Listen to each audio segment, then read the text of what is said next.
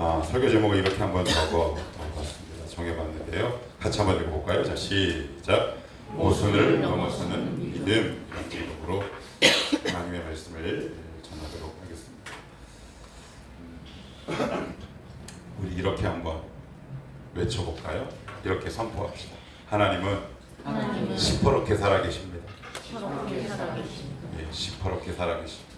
신앙이 좋은 건 하나님이 체감되는 정도하고 깊이가 좀 더 깊어지고 넓어지는 거죠. 어느 현장에 있든지 간에 하나님에 대한 인식이 우리 가운데 이제 이식되기 시작해요. 그래서 말, 때로는 눈빛, 때로는 가치, 이런 것들이 하나님의 주권과 다스림 속에 들어가요. 그러다 보면 전격적인 변화가 일어나는 거죠.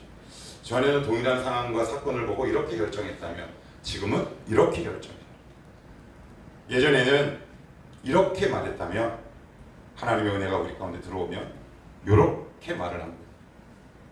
예전에는 저 사람을 볼 때 단점이 보였다면 은혜를 받으면 장점이 보이지. 그게 이제 하나님의 은혜다 싶습니다. 매 순간 경험합니다. 매일 경험하는 바고 오늘도 경험합니다. 내가 저랬구나, 내가 이랬구나 라는 것을 하나님의 은혜의 그 중심에 있으려고 막 이렇게 몸부림.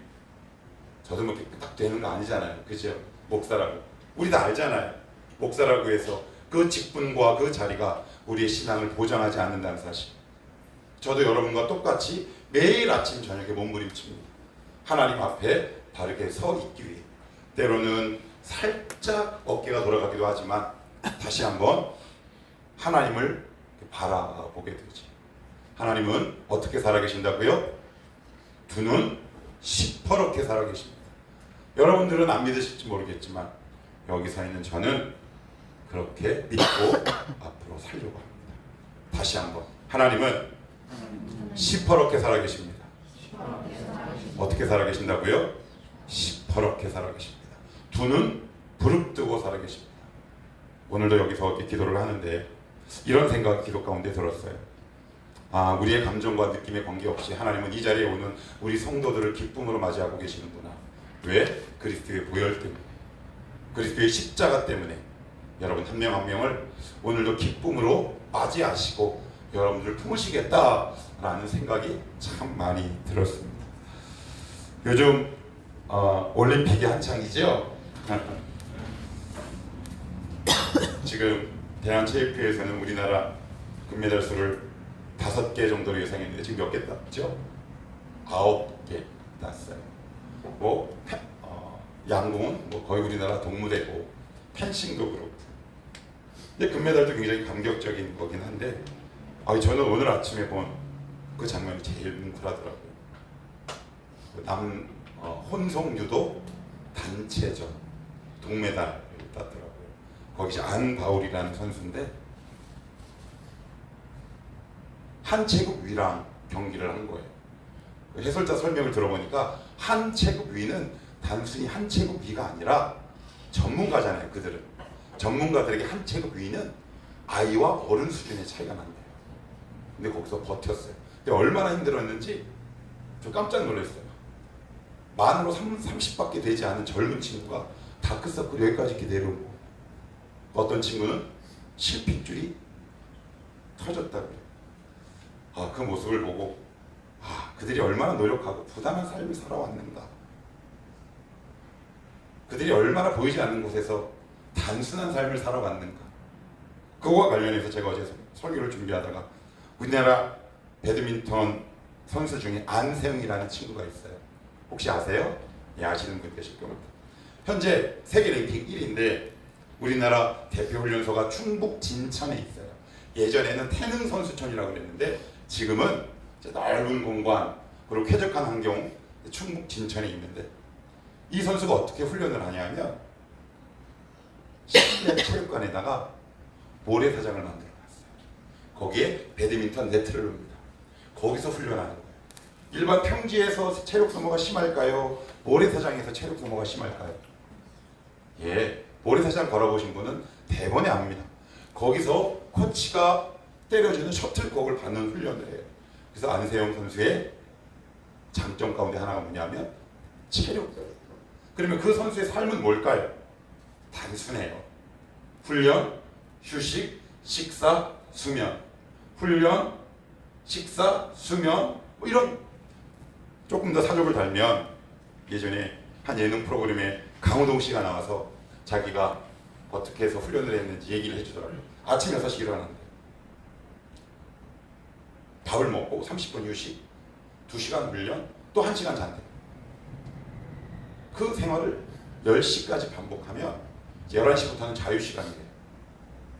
그러면 시간이 아깝잖아요. 왜 우리 그런 거 있잖아요. 내일 쉰다 그러면 잠들기 너무 아까운 거. 그래서 잠을 안 자려면 막 이렇게 볼을 꼬집기도 한대요. 음악도 크게 틀어놓고. 그러고 나서 잠깐 생각하고 눈을 뜨면 그 다음날 아침이다. 제가 그 장면을 예능에서 본 적이 있어요. 제가 이런 이야기를 왜 이렇게 지리하게 하냐면 오늘 여러분들에게 한 단어를 소개시켜주고 싶어요.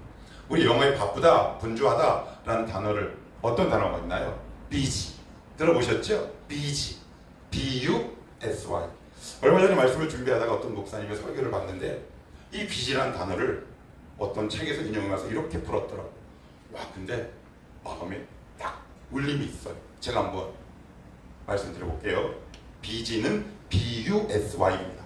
B, being, 영어로 being, 존재하다, being. 그 다음에 U는 어떻게 해석했냐면 under, 아래. 그 다음에 S는 뭘까요? 사탄. 그리고 Y는 뭘까요? Y-O-K, yoke, 멍에, 짐. 그래서 이렇게 했어요.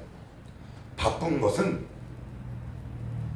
사단이 주는 짐 아래에 존재하는 것. 아주 쉽게 얘기할게요. 바쁜 삶은 사단의 지배 아래 사는 삶. 그래서 이런 사람의 특징이 있어요. 어떤 특징이 있는지 아십니까? 모든 게 다 중요하고 커 보여요. 그래서 이것도 해야 되고요, 저것도 해야 돼요. 우선순위가 없어요. 그래서 늘 바빠요. 근데 바쁜데 소득은 의외로 없습니다. 전도서에는 이런 말씀이 있어요. 하나님께서 인간을 정직하게 지으셨으나 사람이 많은 꾀를 낸 것이니라. 옛날 개역 한글에는 이 말씀을 이렇게 번역했더라고요. 하나님이 사람을 단순하게 지으셨으나 사람이 많은 꾀를 낸 것이니라. 단순의 반대말이 뭘까요? 복잡. 하나님은 우리를 단순하게 만드셨어요. 근데 우리는 늘 복잡하죠. 왜 복잡해요? 하나님을 놓친 거예요. 여러분, 하나님을 놓치면 복잡해집니다. 그래서 늘 얘기할 때 복잡한 사람이 있어요.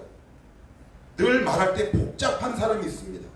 이야기를 못하는 거하고 말할 때 제가 무슨 말을 하지 이해가 안 되는 사람이 있어요.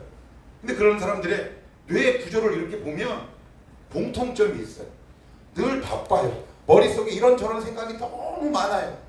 이걸 해야 되고 저걸 해야 되고. 그런데 우리는 비지가 아니라 이지해야 되잖아요. 단순해야 되거든요. 그러면 자리를 잡으면 그 사람이 투명해지고 힘이 생기기 시작해요. 말씀을 듣는다는 것은 비지한 삶에서 이지한 삶으로 옮겨가는 하나의 걸음이거든요. 오늘 이 말씀을 들을 때 여러분들의 삶이 비지한 삶에서 이지한 삶, 쉬운 삶으로 전환되기를 축복해요. 지금 여러분들 복잡하십니까? 뭘 해야 할지 모르겠습니까? 저는 가장 안타까울 때 이렇게 얘기하는 사람들이 너무 안타까워요. 자기 생각에 늪에 푹 빠지죠. 그 사람의 사고 구조는 되게 복잡해요. 말도 복잡하고 동선도 되게 단순하지 않죠. 늘 복잡합니다. 그래서 이야기가 하기가 되게 어려워요. 그래서 제가 예전에 제자훈련 때 수많은 청년들에게 이렇게 얘기했어요. 성령 충만은 심플러시티, 단순성이라고. 믿음이 좋은 건 뭐라고요? 단순해지는 거예요. 하나님과 나, 그 주변의 것들을 하나하나 잡초처럼 제거해 나가는 삶.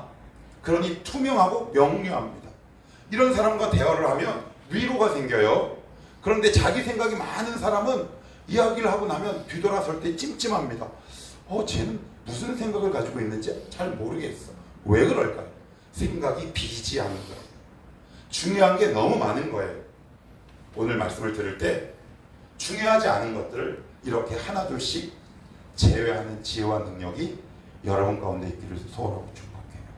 그것이 우리가 말씀을 듣는 이유이기도 하고요. 여러분 비제하십니까? 너무 복잡하십니까? 그러면 하나님의 말씀에 귀를 기울이십시오. 그럴 때 이거는 내가 버려야 하는 삶이구나 라는 것을 깨닫게 돼요. 자, 그러면 오늘 안으로 한번 깊이, 처음부터 깊이면 너무 힘드니까 얕게 한번 들어가 봅시다. 자, 6절입니다. 6절 여러분들이 한번 읽어볼까요? 자, 시작. 다윗이 그의 아들 솔로몬을 불러 이스라엘 하나님 여호와를 위하여 성전 건축하기를 부탁하여. 예, 성전 건축하기를 부탁했다라고 되어 있어요. 성전 건축하기를 부탁했다. 근데 22장에 보시면 이제 여러분들이 집에 가서 아니면 아침 기도에 나오신 분들은 어느 정도 이해가 좀 되시겠지만 22장은 어떤 내용이냐면 이런 내용이에요. 다윗이 성전 건축을 준비하기 위해서 수많은 자금을 모았다. 그래서 여기 22장에서 가장 많이 등장하는 단어가 뭐냐면 준비란 단어예요. 영어로 prepare. 여호와 일에 끊임없이 준비하는. 그러면 왜 준비하느냐? 성전 건축이라는 위대한 꿈과 비전이 있었어요. 그래서 이제 다윗이 어느 정도 나이가 지긋이 들고 전쟁이 어느 정도 멈춘 시점에 다윗 가운데 하나의 꿈과 비전이 생겼는데 그건 뭐냐면 이방 인들은 보니까 신전이 너무 화려하고 멋진 거예요. 그런데 우리 주님은 회막이나 아니면 법궤가 딸랑 하나거든. 그러니까 여호와의 영광과 그 이름의 위치에 걸맞지 않는다라고 생각과 판단했는지는 몰라도 다윗에게는 이런 꿈과 비전이 있었어요. 그런데 하나님이 어떻게 하시느냐면 이렇게 다윗에게 말씀하세요. 우리가 하나님을 향한 가진 꿈이 있어요. 비전이 있어요. 기도의 제목들이 있을 때 하나님 이거 저 하고 싶어요. 하나님 저 이거 하게 해주세요 라고 할 때 하나님이 다윗에게 이렇게 말씀하셨대요. 제가 한번 읽어볼게요. 7절 8절을 제가 읽어봅니다. 다윗이 솔로몬에게 이르되 내 아들아 나는 내 하나님 여호와 이름을 위하여 성전을 건축할 마음이, 그 다음 단어 읽어보시겠어요? 시작. 있어. 뭔가 쎄하죠. 8절 여호와의 말씀이 내게 임하여 이르시되 너는 피를 심히 많이 흘렸고 크게 전쟁하였느니라. 내가 내 앞에서 땅에 피를 많이 흘렸은즉 내 이름을 위하여 성전을 건축하지 못하리라. 그래요. 성전을 건축하지 못한 이유가 뭐래요? 피를 많이 흘렸다. 이 말씀은 저의 경우를 예를 들어볼게요. 제가 예전에 20대 중반에 기도원에 1년 동안 있었어요. 아시는 분은 다 아세요. 근데 제가 이 역대상 말씀을 읽다가 시험에 들었다는 거 아니에요. 왜 시험에 들었을까요? 여러분들도 동의할걸요? 난 앞으로 예배당 못 지겠구나. 지은 죄가 많아서. 전 이렇게 해석했다니까요. 그래서 이 말씀이 나에게 큰 실망과 좌절로 왔어요. 그래, 다윗이 지은 죄가 많아서. 그런 의미가 절대 아니다. 피를 많이 흘렸다라는 이야기는 이런 뜻이에요. 다윗 네가 전쟁하느라 성전 건축할 시간이 없었다라는 의미예요. 아니 그럼 솔로몬은 뭐 전쟁 안 했나요? 피 안 흘렸어요? 솔로몬이 왕위에 오르고 나서 가장 먼저 한 작업이 뭔지 아세요? 숙청 작업이에요. 숙청 작업. 거기도 피 흘렸는데 자기의 왕권을 강화하고 유지하기 위해. 그런데 왜 다윗에게만 이런 유독한 가혹하게 느껴지는 단어를 쓰는 걸까요? 무슨 얘기예요? 다윗을 위한 배려란 말이에요. 무슨 배려? 전쟁도 하고 성전 건축도 짓고. 이게 가능하겠냐고요. 이따가 저 말미에 가서 자세하게 살펴보겠지만 하나님이 그려주시는 그 모양과 지시하신 대로 지으려면 어마어마한 자금과 시간이 필요해요. 그러면 전쟁도 해야 되고 큰 건물도 지어야 되는 국책사업도 하기 위해서 나라가 평안해야 되지 않겠습니까? 그러니 다윗에게 뭐라고 말씀하고 있느냐? 다윗, 아니야. 네가 나를 향한 그 순수한 마음은 알겠는데 넌 이제 나이도 많고 그리고 전쟁하느라고 시간이 너무 없잖아. 너는 준비하는 데까지만 해 라고 거절하세요. 그럼 누구를 위한 거절이에요? 나를 위한 거절이에요. 다시요. 전쟁과 성전 건축은 병행할 수 있나요? 불가능해요. 근데 우리는 하나님 앞에 이렇게 얘기해요. 하나님 저 이 안에 이런 좋은 비전이 있습니다. 그러니 저 이것도 하고 이것도 하겠습니다. 그럴 때 하나님이 뭐라고 말씀하는 줄 아십니까? 지금은 성전 건축할 때가 아니라 거룩한 전쟁을 할 때야 라고. 그러니까 이 순서를 하나님의 말씀에 우리가 귀를 열지 않으면 우리는 어떤 것에 빠지냐면 내가 갖고 있는 거룩한 명분이라는 그 이 단어에 내가 빠져요. 성전 건축 명분이 있어요, 없어요? 그럴듯해요, 안 그럴듯해요? 그럴듯하죠. 욕심이 아니면 비전과 꿈처럼 느껴져요. 비전. 근데 하나님은 어떻게 해요? 안 된다라고 얘기해요. 지금은 네가 전쟁에도 몰두하고 거룩한 전쟁을 해야 할 때다 라고 말씀하시는 거예요. 그러니까 이 말씀은 결국 다윗을 어떻게 하는 거? 보호하고 지키시기 위한 하나님의 거룩한 배려요, 거절이에요. 그러니까 우리가 기도할 때 늘 이런 음성이 귀를 기울이지 않으면 뭐에 속냐면 거룩한 명분에 속아요. 저도 얼마나 많이 그랬는지 몰라요. 제 아내랑 지금도 모르겠어요. 좀 더 기도를 해봐야 할지 아니면 천국 가서 알지 모르겠는데 지금도 제 기도의 제목 거절 속에 약간 미스테리처럼 남아있는 부분이 있어요. 그것이 이제 저는 더 이상 얽매이지 않는데 뭐냐면 예전 교회 있을 때 하나님이 어느 날 새벽 기도를 하는데 유독 하나님의 말씀을 엄청 주시는 거예요. 그래가지고 제가 원래 그런 스타일 아닌데 말씀을 이렇게 프린트해가지고 벽에다 붙였다요. 그랬더니 내 아는 전도사님이 내가 그랬다 그랬더니 이 목사님이 그런 스타일 아닌데 뭐 이렇게 막 붙이는 스타일 아닌데 이거 좀 잘못된 것 같은데 그때 싹 들었어야 됐는데 그래가지고 제가 뭘 했냐면 이제 내가 담임 목회자 나갈 때가 됐구나. 그래서 이력서를 막 넣었다는 거 아니에요. 보기 좋게 거절당했다는 거 아니에요. 하나님의 말씀을 나에게 주셨어. 거룩한 명분과 꿈처럼 느껴졌어. 그래서 저는 기도했죠. 하나님, 이제 담임 목회자 나가라는 하나님의 거룩한 사인이군요. 근데 하나님 꿈쩍도 하시고 10군데인가 8군데 가는데 다 낙방. 한 군데에서도 낙방해서 죄송합니다라는 문자가 나왔어요. 우리 안에 거룩한 명분이 있을 때 조심하셔야 돼요. 그런데 만약에 하나님이 안 돼라고 하시면 이유를 여쭤보세요. 하나님, 저 거룩한 명분도 있고 이거 제가 보기에 하나님이 주신 것 같은데 왜 안 돼요? 라고 이 질문을 하셔야 하나님이 거절하실 때 하나님께 삐져서 도망가지 않아요. 잘 생각해 보세요. 여러분 안에 있는 거룩한 명분은 과연 어떤 것이 있는가? 그러면 두 번째, 왜 거절하셨는가? 여기 이렇게 나와 있잖아요. 성경을 보시면 이렇게 적혀 있어요. 자, 제가 한번 볼게요.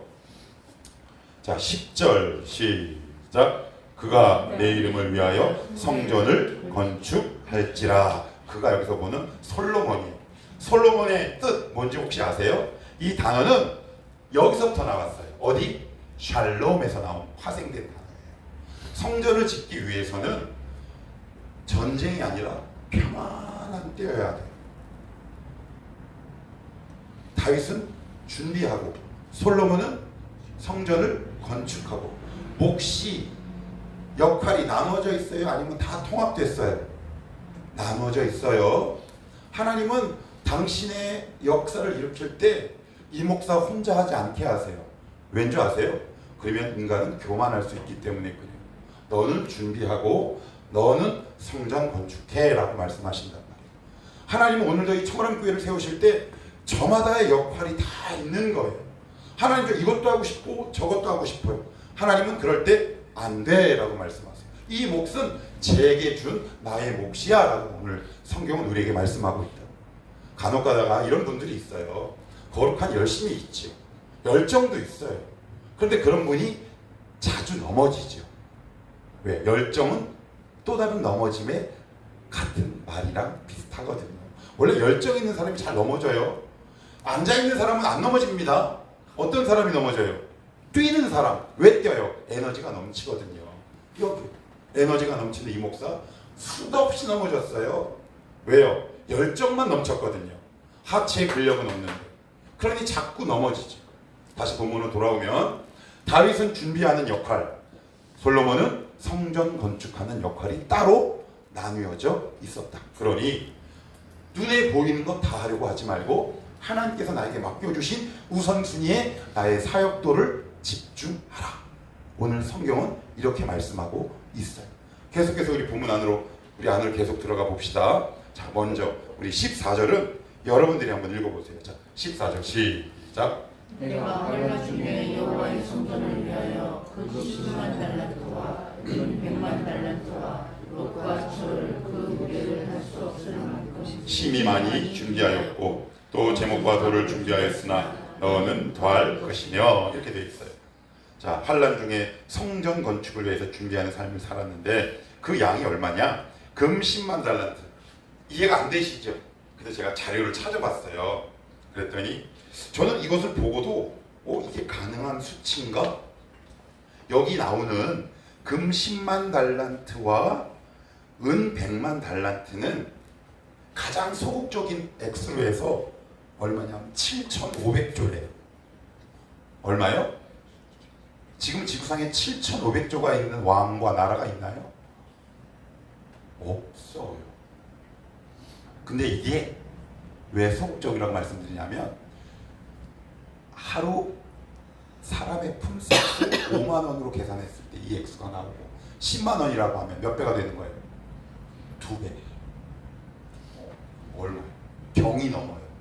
경이 넘는 애 갖고 있다. 자, 그러면 여기서 우리 한번 안으로 들어가 봅시다. 여러분들에게 지금 좋아요. 이 중에 딱 해서 100억 있어요. 채민이 얼마 있어? 100억. 신영석 집사님한테 100억. 우리 인경이한테 100억 있어요. 그럼 우리는 어떨 것 같으세요? 여러분들에게 만약에 100억이라는 돈이 어느 날 내가 나에게 탁 있다면 저는 뭐 할까? 이 질문을 한번 던져봐요. 그런데 다윗은 뭐라고 말하냐면 내가 이 재물을 모은 이유가 성전 준비다라고 성경은 언급하고 있어요. 이게 무슨 얘기예요? 자기를 위해서 돈을 모으지 않았대요. 그래서 다윗은 돈이 많았음에도 불구하고 타락하지 않은 삶을 살 수 있는 거예요. 여러분, 왜 돈 버시는데? 목적 없죠? 제가 봤을 땐 청년들 대부분 목적 없이 돈 벌어요. 그래서 결국 그 내가 번 물질이 나를 찌르죠. 여러분, 거룩한 목표를 세우십시오. 제가 동의하지 않고 갑자기 누군가를 익명으로 얘기를 하면 어떤 청년은 저한테 그런 이야기를 해요. 목사님, 저는 제가 이렇게 사업해가지고 돈 많이 벌어가지고 우리 교회가 옮겨 다니지 않는 예배당 건축하는데 도움을 주고 싶습니다. 뭐 그렇게 이야기를 누군가 하더라고요. 누군가는 이게 이제 인터넷으로 나가기 때문에 실명은 밝힐 수는 없고, 그죠? 뭐 간단한 예죠. 7,500조라는 소극적인 액수를 한다 하더라도 다윗은 이미 교만할 수 있는 위치예요. 자, 돈 있어요, 없어요? 명예는요? 지위는요? 다 있죠. 군대는요? 그런데 다윗은 타락하지 않아요. 왜요? 내가 지금 전쟁해서 돈을 버는 목적이 분명한 거예요. 그래서 그 목적이 분명하니까 그 수많은 재물과 물질이 나에게 들어왔음에도 불구하고 타락하지 않는 거예요. 왜 수많은 사람들이 돈을 벌면 타락할까요? 그 목적이 나를 향해 있기 때문에 그래요. 제가 한 4, 5주 전쯤인가 여러분들에게 이렇게 말씀을 드렸어요. 기억나실 거예요. 에덴의 뜻은 기쁨이라 그랬어요.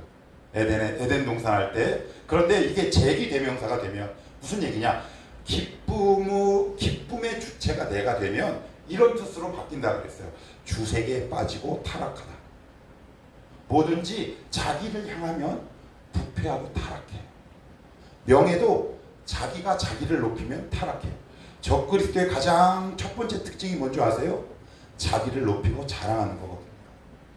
하나님은 오늘도 여러분들에게 베풀고 싶어 하세요. 주고 싶어 하시죠.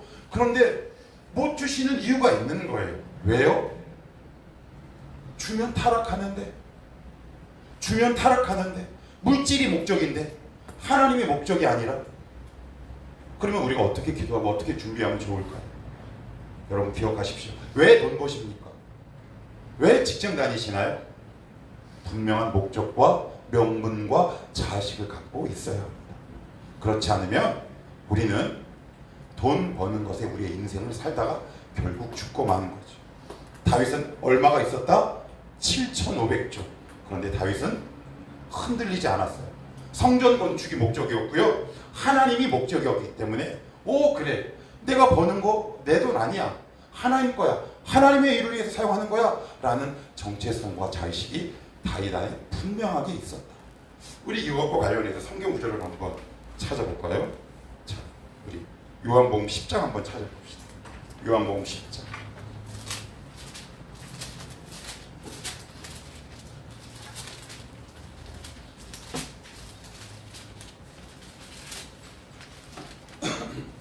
요한복음 10장입니다. 요한복음 10장 18절. 자, 시작. 내게서 빼앗는 자가 있는 것이 아니라 내가 스스로 버리노라. 나는 버릴 권세도 있고 다시 얻을 권세도 있으니. 굉장히 생소한. 우리는 보통 얻는 것을 권리라고 생각해요. 그죠? 그런데 오늘 주님은 뭐라고 말씀하는 줄 아세요? 나는 버릴 수 있다. 여러분, 주인을 우리는 보통 이렇게 생각해요. 제가 주인이에요, 선풍기. 그죠? 이 주인이라는 의미는 어떤 뜻이냐면 우리는 보통 내가 소유한 것을 의미해요. 아니요, 다 틀렸어요. 진짜 주인은 버릴 권리까지 포함하는 거예요. 근데 우리는 얻을 권리만 생각해요. 왜 우리 가운데 자유함이 없는지 아세요? 물질을 버릴 권리를 못 누려요. 그러니 돈의 노예로 살아가죠. 하나님이 여러분들 왜 궁핍하게 하는 줄 아세요? 버리는 권리를 깨닫게 하시기 위해서. 이거 모르면 돈이 있어도 없어도 평생 고생하다가 천국합니다.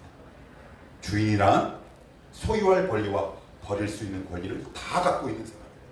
그래서 오늘 주님은 뭐라 그래요? 나는 버릴 권세도 있고 다시 얻을 권세도 있다. 왜 기독교가 유일한 진리예요? 이 세상의 모든 종교는 다 갖고 오라 이렇게 얘기해요.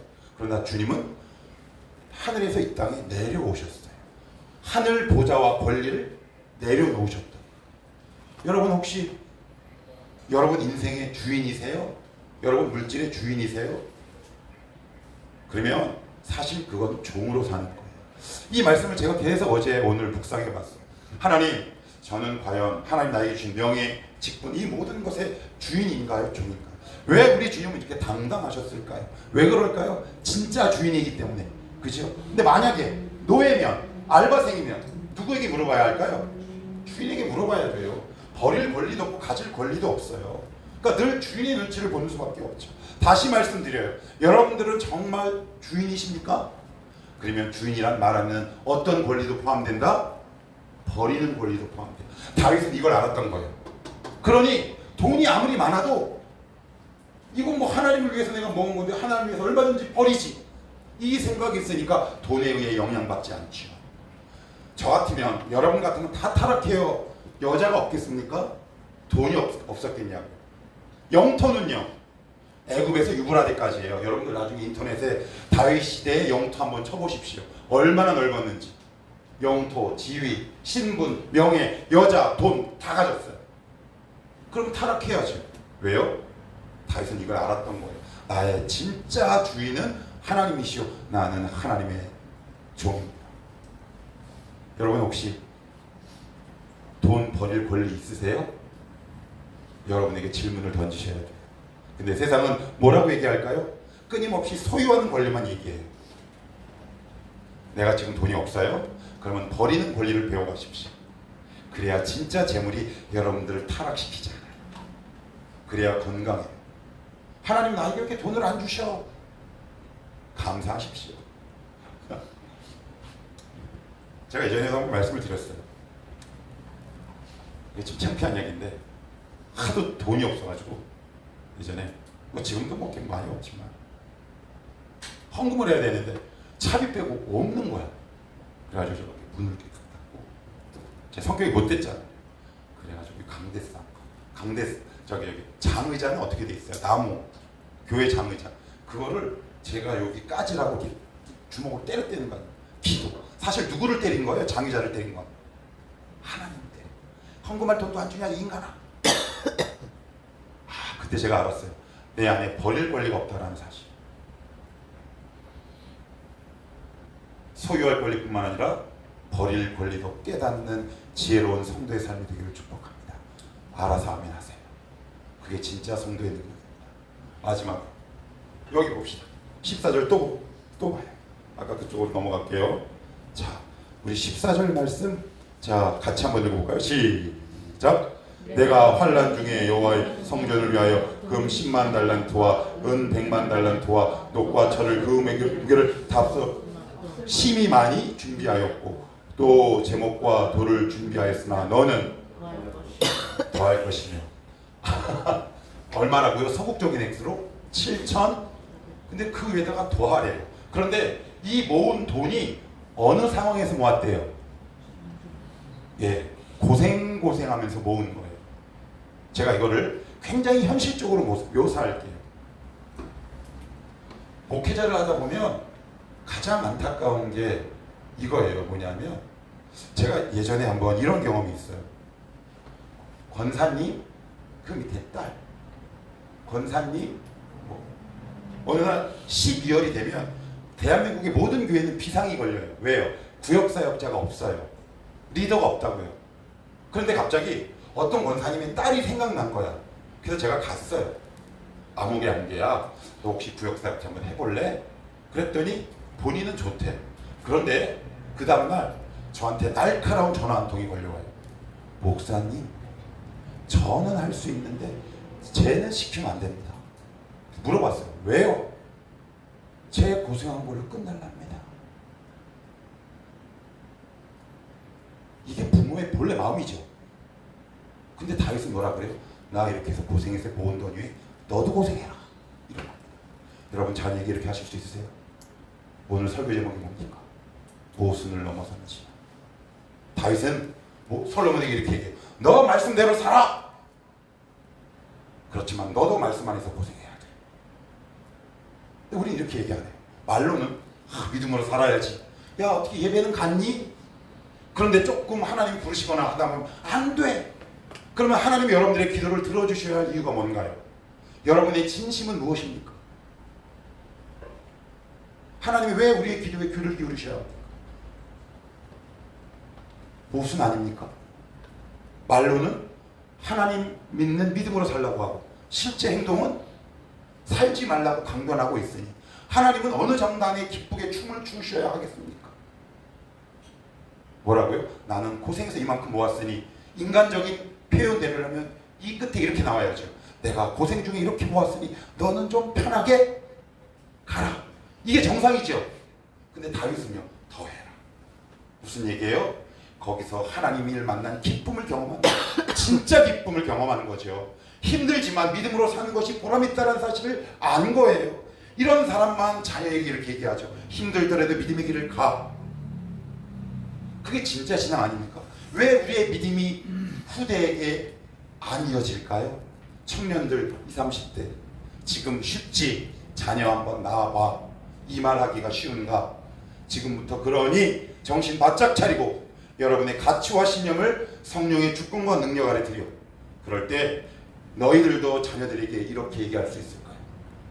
나 비록 예수 믿느라고 힘들었지만 참 기쁘고 은혜가 넘쳤다. 고생이 되더라도 믿음의 길을 살필 가라. 이렇게 얘기할 수 있는 거 아닙니까? 이게 진짜 믿음의 성도 아닙니까? 그것이 모순을 극복하고 넘어서는 진짜 신앙 아니겠습니까?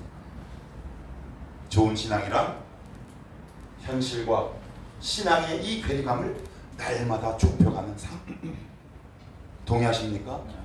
여러분들도 다윗처럼 여러분이 살아가는 현실의 삶에서 모순과 그 괴리를 날마다 극복하고 뛰어넘는 이 시대에 깨어있는 몇 안 되는 아름다운 성도의 삶이 되시기를 주님의 이름으로 축복합니다.